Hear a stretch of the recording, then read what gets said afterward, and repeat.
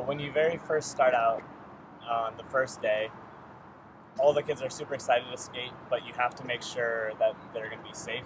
So we split them up into different skill levels. So first we'll line them all up, because if we don't have them lined up, they'll just be in a random blob and they'll all be trying to skate, and it's just going to be chaos. They're going to hurt each other. So we make sure they're holding their boards before they even step on their boards once. Make sure they're holding their boards, we line them up, and then we explain to them what we're going to do, that we're going to watch them skate. I always make sure to say, I always ask the kids if they've skated before at all, because sometimes we'll get kids that have never stepped on the board, and then they're embarrassed if they try and skate in front of people that know how to skate and they have no idea how to skate. So after we get them lined up, we ask if anyone's ever skated before, if anyone has never skated before. Can you do any tricks? Can you ride? I can ride, but Let's see you ride. And then we watch them skate one by one, so we can determine how good they're going to be.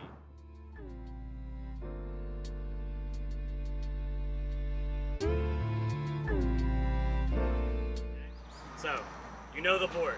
You know what it's like. These are the 4 bolts. 4 bolts. When you're getting on it, you're setting it down in front of you. Put it right there. Then you're going to put your back foot where? Onto the tail. So how many bolts am I going to see? 4. All 4. So why is it called this? What's it called? The 2-4 rule. And when I'm on here, look how balanced I am. Am I going to lose my balance at all? No, exactly. This is a fundamental building block of skateboarding. When you're on here, you're as balanced as you can possibly be. I want all of you guys to try it one by one, okay? I just want to make sure you guys have it. It'll take just a couple of minutes, all right? You're going to go first. Let's see it, Sophia. Just put your foot on, and I want you to try and put it all the way on the tail. All the way back there. Yeah. Okay, now take your back foot off, then your front foot. Yeah, perfect. Back foot off, now front foot. Let's see it. Come on, Ben. Front foot first, now back foot. Easy. So you don't hit each other? Let's see it. Everyone try it. Yeah, don't push around yet. Just step up on it.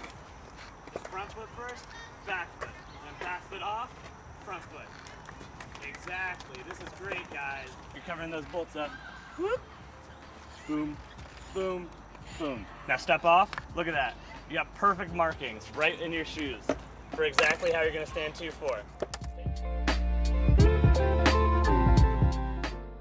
The things that people most commonly have problems with are just getting really, really comfortable on the skateboard, because lots of kids will just think like, oh, I just want to do tricks, like I just want to ride down ramps, I just want to do whatever, but they never realize that the biggest part of it is just being able to cruise around, be comfortable on the skateboard, be balanced no matter what they're doing, because once they gain that, they can do whatever they want.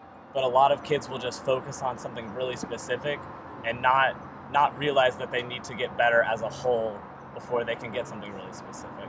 So we always have to work on reinforcing the fundamentals of the 2-4 rule and really, really, really just being able to stay comfortable standing on the skateboard. All right, so now we went over 2-4, now we're gonna go over the 5 T's, right? Who remembers what that is? Who remembers? What are the 5 Where you T's? push 3 times and then you plant, your foot, and then you pivot. you pivot. So it's push, push, push, plant, pivot. That's it exactly, all right? To get from standing still to riding to then back into 2-4, because remember 2-4 is that fundamental building block. We need to be standing in 2-4 all the time. It's what helps us stay the most balanced. This is the easiest way to get moving and then get right into 2-4. So we're gonna put the board down, and this time instead of standing behind it like this, we're gonna stand right behind it like this. And we're gonna put our foot on right in the center. Remember? Right in the center. And we're gonna cover those back 2 bolts just like it's 2-4, even though our foot's facing a different direction. We're gonna push, push, push, plant right on the tail, and then pivot, push, plant, pivot. Same thing, push, push, push, plant, and pivot. Pushes, plant, and pivot. There you go. That was perfect, Jay. Good job. That was awesome.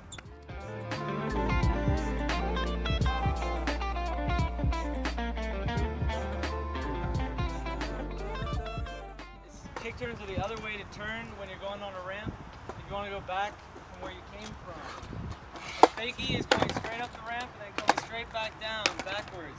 But when you're doing a kick turn, you're going to go up the ramp and you're going to turn so your front is facing. What you need to do for a kick turn is when you're going up the ramp, you need to push back like you're doing a manual and swing your hips and your arms so your board turns all the way around. It doesn't need to be in one turn, you can do as many turns as you want. But you want to do it when you get to the highest point before you start falling back down the ramp. So if you're goofy, you're going up the ramp, you're going up, up, you push down, you turn, you can do 1 or 2, and you come back down, and that's all you do.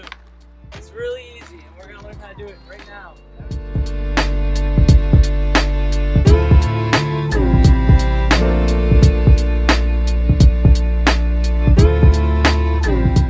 Already starting learning how to go down ramps, right? Yeah? Yeah, so now we're going to add one more thing to it. It's called pumping. Does anyone know what pumping is? What's pumping? It's very similar to pumping your legs on the swing. It does the same thing. Because what do you do when you're swinging on a swing? And you pump your legs? It makes you go faster, right? Pumping on a skateboard is the exact same thing, except it's on a ramp. So the way you do it is you're going to get on the board just like normal. You're going to put your front foot on just like that. And then as you're riding down, and all you have to do is bend your knees, then you unbend. That's all you have to do. So one thing that I think is really, really important is to always keep control of the kids. And that doesn't mean to be mean to them. It means to always be fair to them, always explain what you're doing, but make sure that they know they have to do what you're telling them. Because starting from day one, right away, if they can tell that you're gonna let them pick up their boards in line and skate while they're supposed to be waiting in line to go down a ramp, or if they know that you're gonna let them just do do something that you didn't tell them to do. So if you tell them to get in the line, they need to stay in a line, and you need to explain to them why. For pretty much anything you do, I think it always really, really helps to explain what you're doing, because then they know the reasoning behind it. You're not just barking orders at them. They're on your side, they're with you. They know that what you're telling them is something that's really going to be helpful for them. And again, with like keeping kids together and keeping kids doing what you ask them to do, if you explain things, it's always so much easier to get them to do whatever you tell them.